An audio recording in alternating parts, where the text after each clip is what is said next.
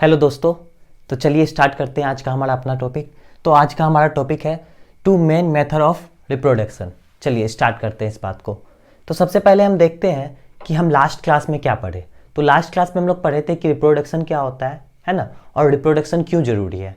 और सबसे मेन चीज़ हम लोग डिस्कस किए थे, do organism create exact copy of themselves. क्या ऑर्गेनिज्म अपने आप का हुबहू कॉपी बनाता है? तो इसका आंसर भी हम लोग किए थे। और उसके बाद देखे थे वेरिएशन क्या होता है ना स्टूडेंट। चलिए एक बार वेरिएशन पे फोकस डालते हैं। लास्ट क्लास में आपको बताए थे कि जब भी एक सेल टूटता है तो उस समय डीएनए का रेप्लिकेशन होता है। मतलब उसके अंदर जो डीएनए प्रेजेंट है वो टूटता है। तो जब भी डीएनए टूटेगा तो उसमें क्या होगा, एक कहीं ना कहीं उस डीएनए टूटने के दरमियान कुछ ना कुछ एरर आएगा। उसी एरर को हम क्या बोलते हैं, वेरिएशन बोलते हैं। अब समझिए बात को, वो वेरिएशन अगर लगातार 100 साल 1000 साल तक होता रहा है ना, तो वही वेरिएशन आने वाले समय में एक न्यू स्पीशीज को जन्म देता है। जैसे हम लोग बात करें अपने बारे में, हम लोग कहाँ से आए, तो साइंस के अनुसार हम लोग को माना जाता है कि हम लोग पहले एप्स थे और धीरे धीरे उसमें वेरिएशन आते आते एक न्यू स्पीशीज का फॉर्म हुआ, जिसको हम लोग होमोसेपियंस, मतलब हम लोग क्या हो गए, होमोसेपियंस हो गए। तो अभी देखिए जो सबसे पहले वाला एप्स होगा आज से 1000 साल पहले, उसके एक जनरेशन में कुछ चेंज आया होगा, फिर दूसरे जनरेशन में कुछ चेंज आया होगा। ऐसे ऐसे करते करते करते करते क्यों जनरेशन बाय जनरेशन चेंज आ रहा है। आपको बताया हम कि जब भी सेल टूटता है तो सबसे पहले उसमें डीएनए रेप्लिकेशन होता है।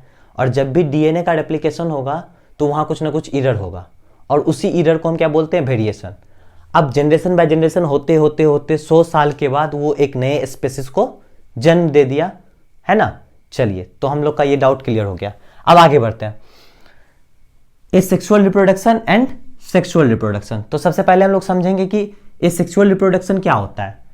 चलिए स्टार्ट करते हैं। तो एक ऐसा रिप्रोडक्शन जिसमें सिंगल पेरेंट्स का इन्वॉल्वमेंट हो और उसमें गैमेट्स का यूज ना हो। A sexual reproduction is a type of reproduction in which single parents are involved and without the involvement of gametes। मतलब ये सेक्सुअल रिप्रोडक्शन क्या है, एक इस तरह का रिप्रोडक्शन है जिसमें कि सिंगल पेरेंट्स इन्वॉल्व होते हैं और उसमें गैमेट्स का जरूरत नहीं पड़ता है, मतलब सेक्स सेल का जोड़ी नहीं पड़ता है। क्लियर हो गया। चलिए एक बार एग्जांपल से समझते हैं हम लोग। यहाँ पे देखिए, अगर हम बात करें तो यहाँ पे है एक सेल जिसको हम पेरेंट सेल बोल रहे हैं, ठीक। अब देखिए सेकेंड जैसे ही सेल टूटेगा, रिप्रोडक्शन मतलब क्या हो गया, रिप्रोड्यूस होना, 1 से 2 बनना, 2 से 4 बनना। तो यहाँ पे जो पेरेंट सेल है वो टूट रहा है, टूटा। तो अभी सबसे पहले क्या प्रोसेस होगा, डीएनए का रेप्लिकेशन, ठीक। तो डीएनए टूटेगा, देख रहे हैं आप, डीएनए टूटा, 2 न्यूक्लियस बना, उसके बाद साइटोप्लाज्म डिवाइड हुआ, क्लियर है। उसके बाद हम लोग देख रहे हैं 2 नए सेल्स का फॉर्मेशन हुआ। चलिए स्टूडेंट्स पे एक बात पे ध्यान देते हैं। अभी जो यहाँ पे पेरेंट्स है वो क्या है, सिंगल पेरेंट्स है। तो इसका जो डीएनए होगा, बात को समझिए, डीएनए, इसका जो डीएनए होगा वो हुबहू इस दोनों में आएगा, है ना, हुबहू इस दोनों में आएगा। लेकिन हम आपको क्या बताएं कि जब भी डीएनए का रेप्लिकेशन होगा, जब भी डीएनए टूटेगा तो उसमें कुछ ना कुछ एरर होगा। तो यहाँ पे जो 2 बॉडी बना, जो 2 नए डॉटर सेल्स बने, ये देखने में तो आइडेंटिकल होगा, क्योंकि यहाँ पे क्या हो रहा है, सिंगल पेरेंट्स है, ये तो देखने में सेम टू सेम लगेगा। लेकिन कहीं ना कहीं जेनेटिकली इसमें कुछ ना कुछ चेंज हमको देखने के लिए मिलेगा। कल हम आपको बताए थे लास्ट क्लास में कि जैसे कि हम बैक्टीरिया का एग्जांपल लेते हैं, एक बैक्टीरिया है जिसको हम हाइड्रोफिलिक बैक्टीरिया बोलते हैं, ठीक है। उसका जो जनरेशन था, सबसे पहले का बात करते हैं, उसका जो पुराना जनरेशन था उस बैक्टीरिया का, वो हॉट टेम्परेचर पे, समझिए बात को, कि वो गर्म तापमान में अपने आप को सरवाइव नहीं कर पाता था। लेकिन उसमें से 1-2 बैक्टीरिया जो था सरवाइव करने का कोशिश किया, है ना, और वो नए जनरेशन को प्रोड्यूस किया, ठीक। न्यू जनरेशन आया। अब जो ये न्यू जनरेशन आया, ध्यान से समझिए, अब जो ये न्यू जनरेशन आया, उस जनरेशन में ये जो पेरेंट्स वाला बैक्टीरिया, उससे कुछ नया खूबी आया, उससे कुछ हटकर इसमें खूबी आया, जिसको हम वेरिएशन बोल रहे हैं। अब वो वेरिएशन इसके अंदर एक कैपेसिटी डाल दिया कि ये ज़्यादा टेम्परेचर में भी अपने आप को सर्वाइव कर पाता है। तो आपको समझ में आ गया कि एसेक्सुअल रिप्रोडक्शन क्या है, एक ऐसा रिप्रोडक्शन जिसमें कि सिंगल पेरेंट इन्वॉल्व हो है, ठीक, और उसमें गैमेट्स का यूज ना हो। क्लियर हो गया। तो हम बात करें एसेक्सुअल रिप्रोडक्शन का या फिर सेक्सुअल रिप्रोडक्शन का, क्लियर हो रहा है। हम बात करें एसेक्सुअल रिप्रोडक्शन का या फिर सेक्सुअल रिप्रोडक्शन का, उसमें क्या होता है कि हर एक में हमको वो जो डीएनए का रेप्लिकेशन होगा उसके कारण कुछ ना कुछ वेरिएशन देखने के लिए मिलेगा, चाहे वो दोनों डॉटर सेल्स पेरेंट्स सेल के आइडेंटिकल क्यों ना हो, आइडेंटिकल मतलब सेम टू सेम, लेकिन कुछ ना कुछ जेनेटिकल एरर उसमें देखने के लिए मिलेगा। तो चलिए ये हो गया हम लोग का क्लियर। अब समझते हैं सेक्सुअल रिप्रोडक्शन। कल भी इस पे चर्चा हुआ था लास्ट क्लास में, देखते हैं सेक्सुअल रिप्रोडक्शन के बारे में। तो यहाँ पे क्या होता है कि जैसे हम आपको बताए थे कि जो फीमेल होता है उसका 50% है ना, और जो मेल होता है उसका 50%, ठीक। जो फीमेल है उसका 50% एंड जो मेल है उसका 50% गुण मतलब डीएनए कहाँ आके जमा होता है, एक सिंगल सेल में, जिसको हम जाइकोट बोल रहे हैं। मतलब एग और स्पर्म दोनों फ्यूज हुआ और किसका फॉर्मेशन किया, जाइकोट का। अभी एग से कितना 50% आ रहा है और स्पर्म से कितने आ रहा है 50% आ रहा है, दोनों मिलके कितना फॉर्म कर रहा है 100%। तो अब जो ये 100% वाला डीएनए बना, 50% इसका डीएनए 50% इसके डीएनए, ये दोनों जो मिलके 100% डीएनए बना, तो ये जो 100% डीएनए बना, बात को समझिए, इसमें क्या हुआ 50% किसका गुण है, मेल का, 50% किसका गुण है, फीमेल का। तो ये दोनों मिलके 100% बनाया। अब जो ये नया डीएनए है वो नए तरह के बेबी को जन्म देगा, नए तरह के बॉडी को बनाएगा। क्लियर हो रहा है। तो यहाँ पे हमको आइडेंटिकली भी एरर देखने के लिए मिलेगा और जेनेटिकली भी एरर देखने के लिए मिलेगा। और सेक्सुअल रिप्रोडक्शन क्या हो गया, जहाँ पे दो पेरेंट्स का जरूरी पड़ता है, ठीक है, और जहाँ पे गैमेट्स फ्यूज होते हैं, जहाँ पे गैमेट्स का यूज होता है। तो इसका डिफाइन हम लोग कर सकते हैं, it is a type of reproduction in which two parents are involve and the involvement of gametes occur. Clear हो गया, ठीक। A reproduction in which two parents are involve and involvement of gametes occur is called sexual reproduction. Clear. चलिए अब यहाँ पे क्या है कि आपको दो चीज समझना जरूरी है कि हाइप्लॉइड सेल्स क्या होते हैं और डाइप्लॉइड सेल्स क्या होते हैं। क्लियर हो रहा है बात। चलिए इसको देखते हैं। तो चलिए समझते हैं हाइप्लॉइड एंड डाइप्लॉइड सेल्स क्या होते हैं। चलिए स्टार्ट करते हैं हम लोग हाइप्लॉइड सेल्स से।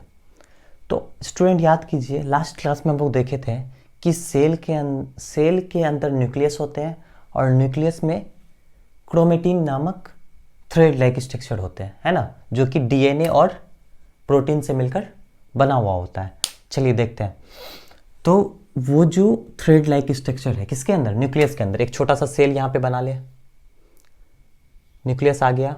अब इसके अंदर जो ये थ्रेड लाइक स्ट्रक्चर है, ध्यान से समझिए, ये जो थ्रेड लाइक स्ट्रक्चर इसके अंदर है, ये सेल डिवीजन के समय आपको बताएं कि सेल डिवीजन होता है, डीएनए का रेप्लिकेशन होता है। तो उस समय जो ये आपको थ्रेड लाइक स्ट्रक्चर है वो कुछ इस तरह के स्ट्रक्चर में आ जाते हैं, ठीक है। ध्यान से समझिए, ये जो थ्रेड लाइक स्ट्रक्चर है जिसको हम क्रोमेटिन बोल रहे हैं, वो सेल डिवीजन के समय कुछ इस तरह के स्ट्रक्चर में बन जाते हैं जिसको हम क्रोमोसोम बोलते हैं। मतलब वो डिफाइन हो जाते हैं, उसको वो देखने योग्य हो जाते हैं, मतलब उसको हम देख के समझ सकते हैं, वो layer by layer single by single हो जाते हैं, ठीक है। तो हमारा जो क्रोमेटिन था वो सेल डिवीजन के समय क्या बन गया, एक सिंगल लेयर बाय लेयर बन गया जिसको हम क्रोमोसोम बोल रहे हैं। मतलब उसका एक शेप आ गया, एक डिफिनिट शेप आ गया। यहाँ पे क्या है, थ्रेड लाइक इंटेंगल स्ट्रक्चर, मतलब एक दूसरे से उलझा हुआ। यहाँ पे क्या हो गया, थ्रेड लाइक स्ट्रक्चर हो गया, पूरा क्लियर शो हो रहा है, ठीक। तो सेल डिवीजन के समय वो क्या बन जाता है, क्रोमोसोम। याद कीजिए एक सीरियल आता था बहुत पहले, शक्तिमान, है ना। तो उसमें क्या होता था कि एक था उसमें जो शक्तिमान के रोल में था, उसका दो कैरेक्टर था, एक गंगाधर और एक शक्तिमान। तो उसी तरह से जब जैसे मान लीजिए कहीं पे मुसीबत पड़ा तो वहाँ पे वो शक्तिमान बन के चल जाता था, फिर वो नॉर्मल अपना गंगाधर के रूप में आ जाता था। उसी तरह से क्रोमेटिन क्या हो गया, गंगाधर, क्रोमेटिन जब सेल डिवीजन होने लगा तो क्या बन गया, शक्तिमान। तो यहाँ पे वही बात याद रखना है, गंगाधर ही शक्तिमान है। क्लियर। तो क्रोमेटिन सेल डिवीजन के समय क्या बन जाता है, क्रोमोसोम बन जाता है। चलिए अब आपको बोले कि हैप्लॉइड और डायप्लॉइड सेल्स को पढ़ना है, इसके पीछे का रीजन को समझिए।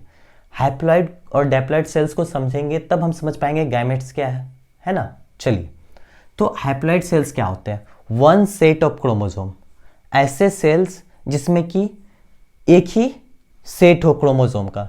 आप लोग को पता है कि ह्यूमन बॉडी में कितना सेट ऑफ क्रोमोसोम होता है, 23 पेयर ऑफ क्रोमोसोम, या फिर सेट ऑफ क्रोमोसोम बोल सकते हैं।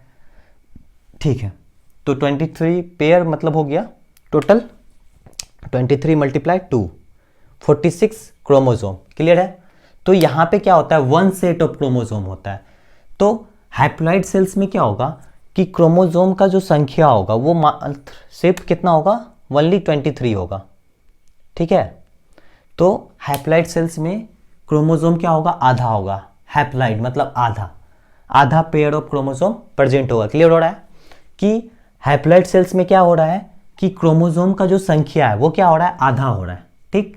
इन ह्यूमन्स गैमेट्स आर हैप्लॉइड्स। समझिए बात को, आपको हम बताए थे गैमेट्स के बारे में पढ़ने के लिए हमको हैप्लॉइड सेल्स जानना पड़ेगा।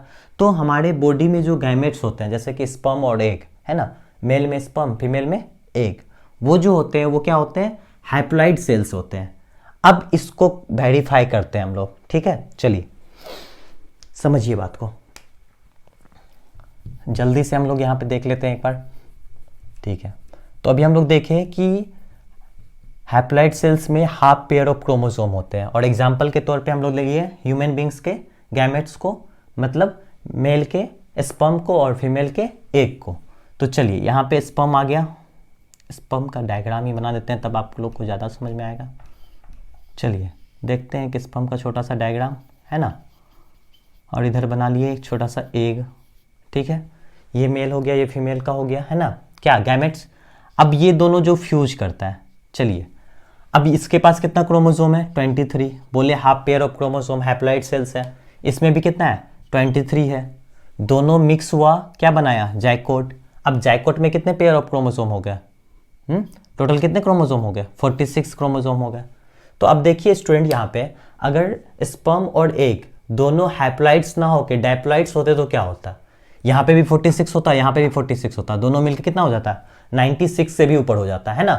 तो यहाँ पे क्या हो गया कि हैप्लॉइड सेल्स हमारी बॉडी में बस दो ही होते हैं, कौन कौन, हमारे गैमेट्स, मतलब स्पर्म मेल में और फीमेल में एग, यही दो सेल्स है हमारे बॉडी में जो कि हैप्लॉइड्स होते हैं। तो समझ में आ गया हैप्लॉइड्स क्यों होते हैं। अगर ये हैप्लॉइड्स नहीं होता तो बच्चा का जो न्यू बॉर्न बेबी होता उसमें क्रोमोसोम का संख्या दुगुना हो जाता, जिसके कारण उसका शेप बहुत ज़्यादा चेंज हो जाता है। इसलिए हमारे जो गैमेट्स होते हैं वो हैप्लॉइड्स होते हैं। क्लियर हो गया ये बात, हैप्लॉइड सेल्स। चलिए अब डायप्लॉइड सेल्स को देखें। 2 सेट ऑफ क्रोमोसोम, मतलब इसमें टोटल मतलब पेयर ऑफ क्रोमोसोम होंगे, इसमें 46 क्रोमोसोम हम लोग को दिखेंगे। In humans all body cells other than gametes are diploids. अब देखिए यहाँ पे हमारे शरीर में जितने भी सेल्स हैं सिवाय गैमेट्स के, जितने भी सेल्स हैं वो सारे क्या हैं, डायप्लॉइड है, मतलब उसमें 46 क्रोमोसोम प्रेजेंट है, 23 पेयर्स ऑफ क्रोमोसोम प्रेजेंट है, सिवाय किसके, गैमेट्स के। अब गैमेट्स में क्यों 23 पेयर ऑफ क्रोमोसोम है, समझ में मतलब 23 क्रोमोसोम सिर्फ क्यों है, समझ में आ रहा है। क्लियर हो रहा है ये बात कि अगर यहाँ पे 23 ना होके 46 होता और इसमें भी 46 होता तो रिजल्ट कुछ और होता। इसलिए यहाँ पे क्या है, हाफ है, मतलब इसमें से 50% डीएनए और इसमें से 50% डीएनए, दोनों मिलकर क्या बनाया, 100% डीएनए, और एक न्यू प्रोटीन का निर्माण हुआ जिससे कि एक नया बेबी बनेगा। ठीक है, समझ में आ गया डायप्लॉइड सेल्स और हैप्लॉइड सेल्स। क्लियर। तो स्टार्ट करते हैं। अब देखते हैं हम लोग मोड्स ऑफ एसेक्सुअल रिप्रोडक्शन, मतलब कितने मेथड है एसेक्सुअल रिप्रोडक्शन में।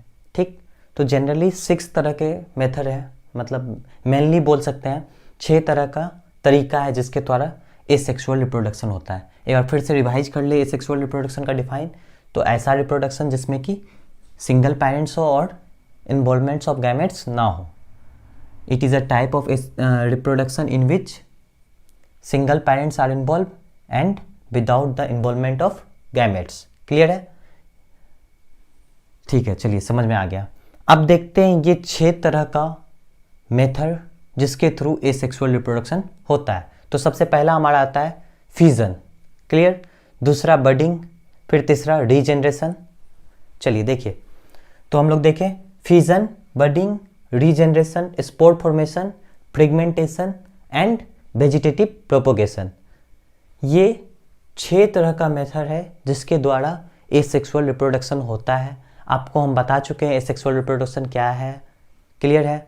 चलिए तो एक एक करके हम इस 6 टॉपिक के बारे में स्टडी करेंगे कि आखिर फ्यूजन क्या है, बडिंग क्या है, स्पोर फॉर्मेशन क्या है, रीजनरेशन क्या है, फ्रेगमेंटेशन क्या है, वेजिटेटिव प्रोपोगेशन क्या है। हर एक टॉपिक पे अच्छे से डिस्कस करेंगे, क्लियर? तो चलिए हम स्टार्ट करते हैं। हमारा पहला टॉपिक फ्यूजन से है ना।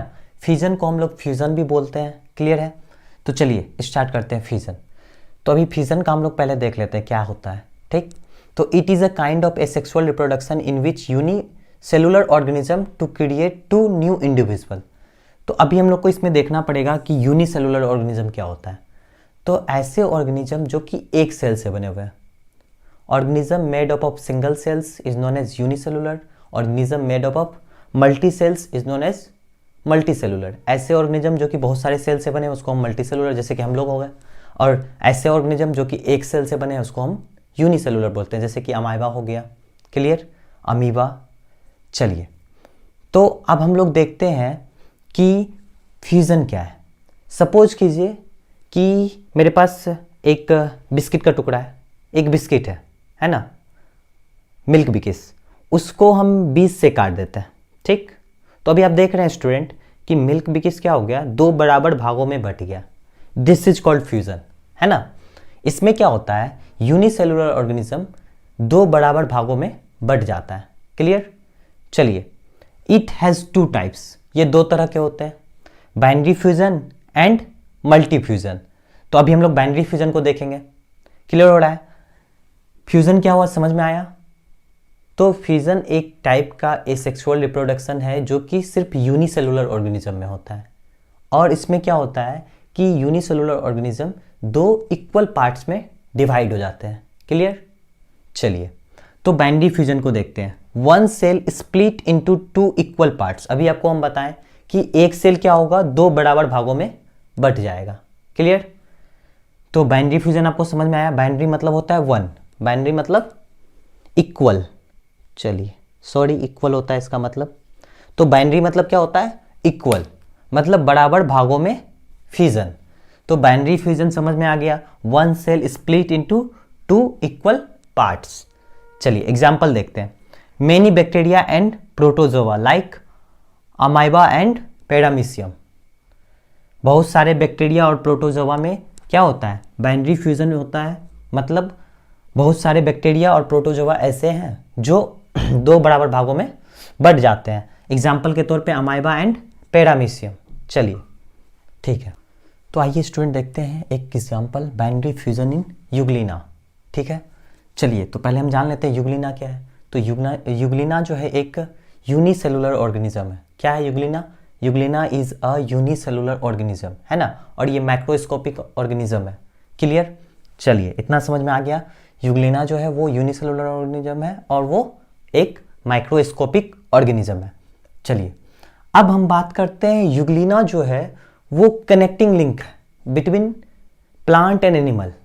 समझिए बात को, यूग्लिना को कनेक्टिंग लिंक कहा जाता है प्लांट और एनिमल के बीच का। मतलब ये दोनों के बीच का है, क्लियर हो रहा है बात? दोनों के बीच में एक कनेक्टिंग लिंक बनाता है। किस तरह से उसको समझेंगे? तो यूग्लिना जो है अगर ये सूर्य के रोशनी में है, मतलब सनलाइट के प्रेजेंस में है, तो ये अपना भोजन खुद से बनाएगा फोटोसिंथेसिस प्रोसेस के द्वारा। ये वाला जो पार्ट आप देख रहे हैं इसका, है ना, ऊपर में जो है यहाँ पे क्लोरोफिल प्रेजेंट होते हैं जिसके मदद से सनलाइट के प्रेजेंट में ये अपना भोजन खुद से बना पाता है by the process of photosynthesis. अब बात करते हैं जब ये सनलाइट के पास नहीं होता है, मतलब जब इसको सनलाइट नहीं मिलता है, तो ये अपना भोजन इस फ्लैजिला की मदद से लेता है। मतलब ये दूसरे पे डिपेंड होता है, ये अपने से अपना भोजन नहीं बना पाता है जब सनलाइट प्रेजेंट नहीं होता है। इसलिए हम इसको कनेक्टिंग लिंक बोलते हैं प्लांट और एनिमल के बीच का। क्लियर हो रहा है? क्लियर हो रहा है?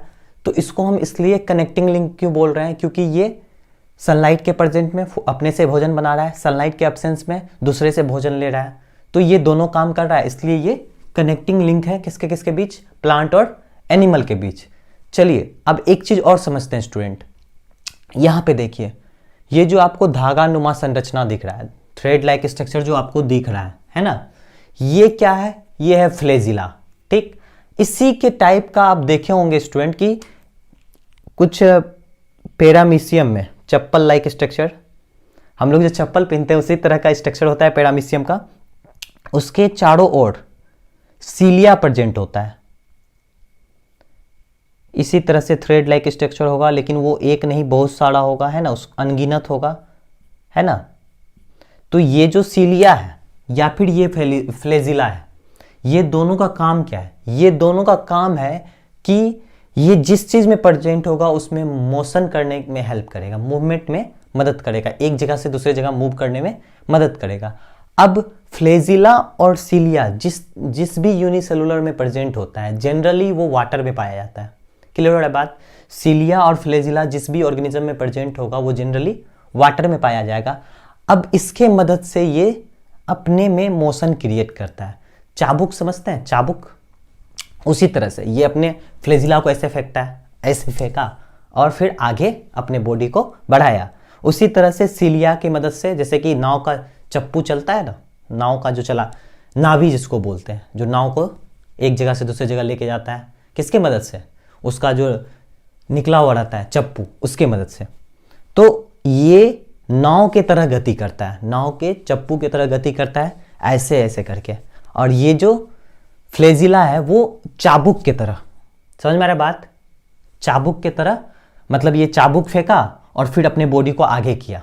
क्लियर? जैसे स्पाइडरमैन में वो जो गुंडा था जिसके 4-5 स्टील के हाथ थे, वो क्या करता था, अपने हाथ को ऊपर ले जाता था, फिर अपने बॉडी को वहां लेके जाता था। उसी तरह से ये फ्लेजिला क्या करता है, अपने यूग्लिना क्या करता है, अपने फ्लेजिला की मदद से अपने आप में मूवमेंट ला पाता है। और ये कनेक्टिंग लिंक किसके किसके बीच है, प्लांट और एनिमल के बीच का कनेक्टिंग लिंक है, वो भी समझा दिया हम आपको। और ये जनरली कहाँ पाया जाएगा, वाटर में। चलिए अब आगे बढ़ते हैं। अब देखिए स्टूडेंट, यहाँ पे हम लोग देखेंगे बाइनरी फ्यूजन इन यूग्लिना। बाइनरी फ्यूजन आपको हम बताएं जब बॉडी दो बराबर भागों में बढ़ जाए, है ना, one parent body split into 2 equal parts is called binary fusion. It is a type of asexual reproduction in which parents body divided into 2 equal part। Clear हो गया? ये एक बाइनरी रिप्रोडक्शन, एसेक्सुअल रिप्रोडक्शन का part है, एक asexual reproduction का type है जिसमें कि पेरेंट्स का बॉडी 2 बराबर भागों में बढ़ जाता है। चलिए इसको हम इस डायग्राम से समझेंगे। यूग्लिना का एग्जाम्पल CBSE और NCERT दोनों में दिया हुआ है, एस चांद में भी दिया हुआ है, उसको समझे।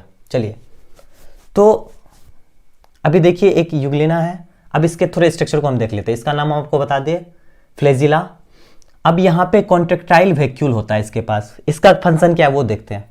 कॉन्ट्रेक्टाइल वैक्यूल्स के मदद से, क्लियर हो रहा है, कॉन्ट्रेक्टाइल वैक्यूल्स के मदद से ये अपनी बॉडी का वेस्ट मटेरियल को बाहर निकालता है। क्लियर हो रहा है? चलिए अब देखते हैं न्यूक्लियस। न्यूक्लियस पता है हर एक सेल में, ये यूनिसेलुलर है, सिंगल सेल से बना हुआ है, तो इसका भी एक न्यूक्लियस होगा। न्यूक्लियस का काम क्या है, yes, brain of the cell. चलिए अब आगे बढ़ते हैं। अब देखिए यहां पे क्या हो गया कि ये जो यूग्लिना था उसमें एक नया फ्लेजिला बनना शुरू हो गया, न्यू फ्लेजिला आ रहा है।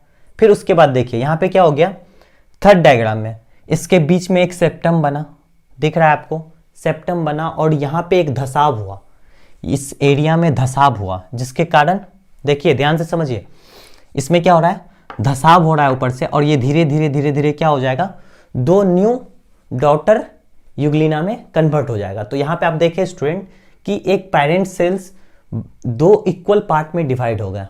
आपको कोई बोलेगा बाइनरी फ्यूजन का एग्जाम्पल समझाने के लिए, तो आप यूग्लिना का एग्जाम्पल लेके उसको समझा सकते हैं। क्लियर हो गया आपको बात कि यहाँ पे देख रहे हैं हम लोग यूग्लिना क्या हो रहा है, 20 से डिवाइड हो रहा है, एक सेप्टम बना 20 से, पूरा आधा इधर आ गया, आधा उधर बच गया, मतलब पूरा बराबर डिवाइड हो गया। जैसे हम आपको बताए थे मिल्क बिकिस का बिस्किट के बारे में कि हम बीचे बीच से उसको काट दिए तो क्या हो गया, 2 बराबर भागों में बट गया। उसी तरह से न्यू फ्लैजिला क्या हो गया, फ्लैजिला इधर आया और फिर देखिए दोनों में डिवीजन हुआ और यूग्लिना 2 डॉटर यूग्लिना में कन्वर्ट हो गया। तो यहाँ पे देखिए कहीं पे भी गैमेट्स का इन्वॉल्वमेंट नहीं है, इसलिए ये एसेक्सुअल रिप्रोडक्शन का पार्ट है। और ये कौन सा फ्यूजन है, बाइनरी फ्यूजन है। Clear student? तो चलिए हम लोग देखते हैं मल्टी फ्यूजन क्या होता है। ठीक, तो पहले हम लोग देखें binary fusion, it is a type of fusion. अब फिर हम मल्टीपल फ्यूजन के बारे में बात करेंगे, इसको हम मल्टीपल या फिर मल्टीपल फ्यूजन बोल सकते हैं। क्लियर? चलिए स्टार्ट करते हैं। मल्टीपल फ्यूजन क्या होता है? तो 1 cells divide into 2 many daughter cells. इसमें क्या होगा कि एक सेल, बाइनरी फ्यूजन में हम लोग क्या देखें, एक सेल 2 बराबर भागों में बट रहा था। मल्टी फ्यूजन में हम लोग को देखने के लिए मिलेगा कि एक सेल जो है वो बहुत सारे पार्ट्स में डिवाइड हो गया, बहुत सारे डॉटर सेल्स में डिवाइड हो गया। एग्जाम्पल पे तौर पे प्लाज्मोडियम, मलेरिया पैरासाइट। अब समझते हैं एग्जाम्पल के थ्रू, एक प्लाज्मोडियम का एग्जाम्पल लेते हैं जो कि मलेरिया का पैरासाइट है। अब मलेरिया आप लोग समझते होंगे, है ना, मलेरिया के नाम से ही डर लगता है, बा मलेरिया भाग ले होपा, है कि नहीं, उसमें बहुत ज़्यादा सुई वगैरह लेना पड़ जाता है। चलिए, तो अब हम लोग देखते हैं कि मलेरिया आखिर किस तरह से हम लोग में इंटर करता है। ठीक, तो अब हम लोग को पता है मलेरिया मच्छर के काटने से होता है। ठीक, अब सपोज कीजिए कि एक मच्छर है जो उसके अंदर प्लाज्मोडियम है, मतलब मलेरिया का parasite. Plasmodium is a single cellular organism, मतलब एक सेल से बना हुआ ऑर्गेनिज्म है जो कि माइक्रो ऑर्गेनिज्म है, जिसको हम सिर्फ माइक्रोस्कोप से ही देख सकते हैं। क्लियर? तो एक मच्छर है जिसके अंदर क्या है, प्लाज्मोडियम है। क्लियर हो रहा है बात? एक मच्छर जिसके अंदर प्लाज्मोडियम है। अब इस बात को समझना है ध्यान से कि जिस मच्छर के अंदर, जिस मॉस्किटो के अंदर प्लाज्मोडियम होता है वो खुद परेशान रहता है। हो बा, कहाँ से ही प्लाज्मोडियम हमारे शरीर में घुस गए, है कि नहीं? वो खुद परेशान होते हैं अपने में, हो बा कैसे ये प्लाज्मोडियम मेरे शरीर में आ गया। वो तलमलाते रहता है, वो शरीर खोजता है कहीं कोई शरीर मिल जाए उसमें हम घुस जाए, है ना। तो वो क्या करता है, पूरा एकदम वो मच्छर जो है मतलब एकदम तलमला रहा है कि अब हमको कोई शरीर में इंटर, इसको जो है हमको अपने बॉडी से निकालना है। वो खुद परेशान रहता है उससे, तो वो क्या करता है, हड़बड़ा के आके किसी को काट लेता है।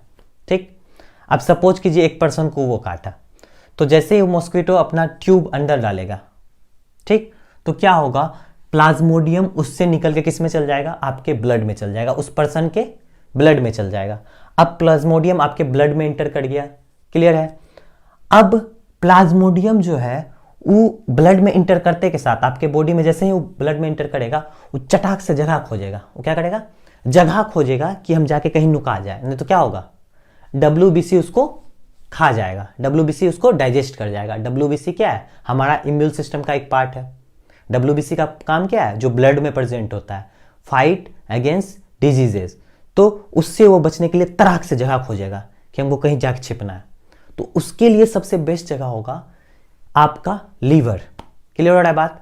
क्योंकि लीवर में जो है बहुत ज़्यादा मात्रा में न्यूट्रिएंट्स प्रेजेंट होते हैं। ठीक, तो वो क्या करेगा, आपके लीवर सेल्स में आके छिप जाएगा।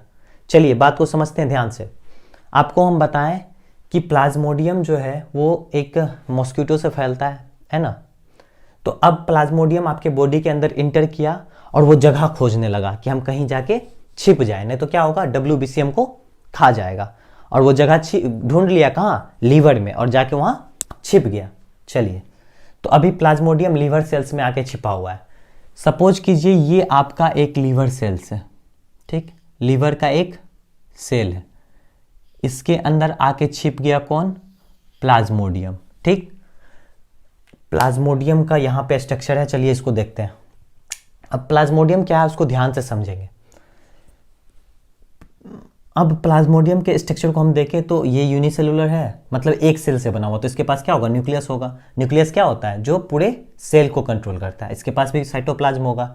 अब देखिए ये जो रेड कलर से बना हुआ है, रेड कलर से आप एक लेयर दे रहे हैं, देख रहे हैं इसका, है ना, ये होता है सिस्ट, CYST, सिस्ट। सिस्ट जो है ये प्रोटेक्टिव लेयर है इसका। समझ में आ रहा है बात? सिस्ट क्या करेगा, प्लाज्मोडियम को प्रोटेक्शन प्रोवाइड करेगा। सिस्ट प्लाज्मोडियम को प्रोटेक्शन प्रोवाइड करेगा किससे बचाएगा इसको? WBC से बचाएगा, अनफेवरेबल कंडीशन से बचाएगा। ठीक है, इसके ऊपर क्या है? सिस्ट का लेयर। अब चलिए देखते हैं हम लोग प्लाज्मोडियम में किस तरह से मल्टीपल फ्यूजन होता है। ठीक, अब वो कहाँ आके छिपा हुआ है? आपके लीवर सेल्स में।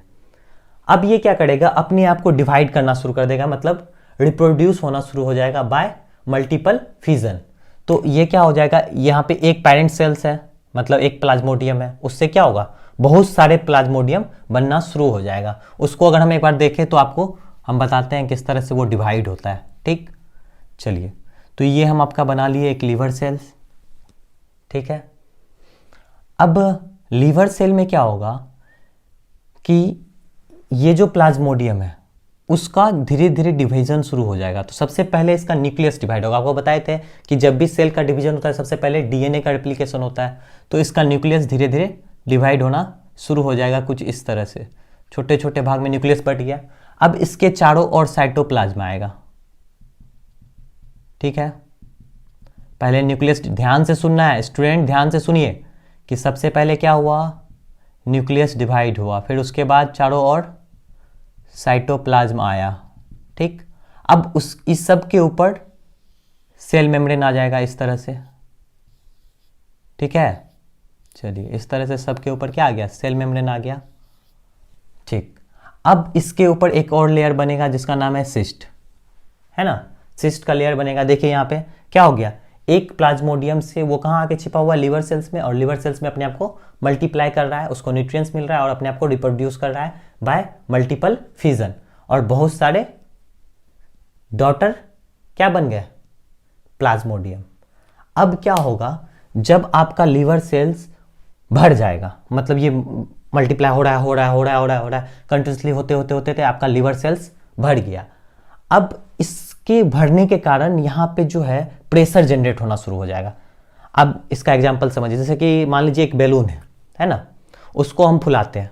ठीक, अब हवा भर रहे हैं तो उसका एक लिमिट है कि वहाँ तक वो फूलेगा। उससे ज़्यादा हवा भर देंगे तो क्या हो जाएगा? फट जाता है कि नहीं? डरा भी जाते हैं।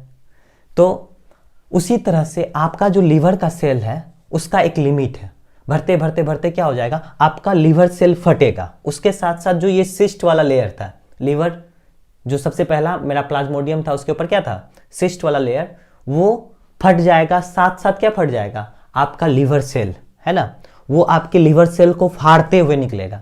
अब देखिए इसका जनसंख्या बहुत ज़्यादा हो गया, है ना, ये बहुत ज़्यादा जनसंख्या में हो गया प्लाज्मोडियम। अब ये आपके बॉडी पे अटैक करना शुरू कर देगा। अब ये क्या बोलेगा? आ जाओ जिसको आना है ना। अब हम ही बाहुबली है, मतलब अब इसका जनसंख्या बढ़ गया। अब इस सब WBC को मारना शुरू कर देगा और धीरे धीरे आपका बॉडी क्या हो जाएगा? कमजोर होने लगेगा और धीरे धीरे आपको लगेगा कि हाँ, हमको तबीयत खराब होना शुरू हो गया। मतलब उस टाइप का आपको एहसास होगा कि आपका बॉडी में वीकनेस है, फीवर हो जाएगा, है ना। तो इस तरह से प्लाज्मोडियम मल्टीपल फ्यूजन के द्वारा हमारे बॉडी में फैलता है, जो क्या क्या चीज़ करता है? मलेरिया का कारण बनता है। समझ में आ गया? चलिए।